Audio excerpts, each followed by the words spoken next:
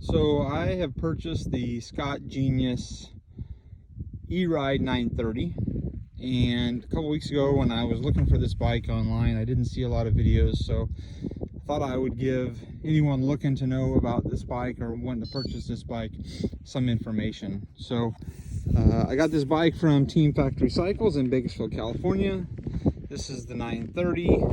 They were out of stocks on the 920s, and the only other version available right now was the 900. The 910 wasn't available, but did a few things.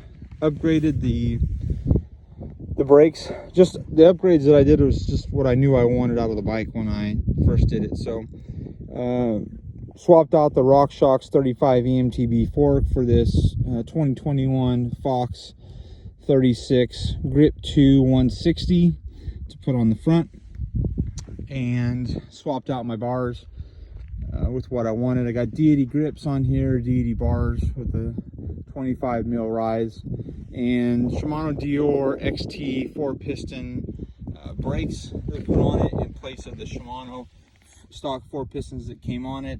Upgraded to the Shimano Icetech rotors here. More on the other rotor in a moment. It's got the 650 battery on it, and in the transition to change the forks, took out the knock block out of the front, but it doesn't hit, so that's good. And swapped out the tires, the front one to the Asseagi 29 2.5, running on the stock synchros rims. It's got a Wahoo head unit up there. You'll notice that I removed all of the Scott Twinlock. This is my third Scott, my second Genius, but my third Scott, and I love the Twinlock system, but just thought it was too much going on up top with the e-bike, so removed the Twinlock system completely, and didn't have it with the front fork anyway. Put on this WolfTooth Dropper here, running the stock synchros dropper. The synchros dropper works great, haven't had any problems with it. I don't love this display. This is Bosch's standard display. They have the kiosk, which is an upgrade that kind of mounts to the head unit here, which kind of does the same thing that the Wahoo does. That may be a future upgrade, but we'll see. I had XX1 drivetrain. It came fully spec'd with SX on the bike. Had XX1 just sitting in a box at the house. So put the XX1 drivetrain on, and some Deity TMac pedals. The XX1 chain I had new, and the XX1 derailleur, and kept the SX cassette on just because I felt it was more robust with the e-bike to have that on there than swapping it out for something a little bit lighter. Another Icetech rotor in the back, and I did have to epoxy on with some JB Weld 500 degree 2-part epoxy, a magnetic sensor there to be able to catch the wheel sensor, but that wasn't a big deal. I just had to let it dry out overnight. Still running the stock seat, but it's like riding on a 2x4, so probably swap that out for a WTB real soon.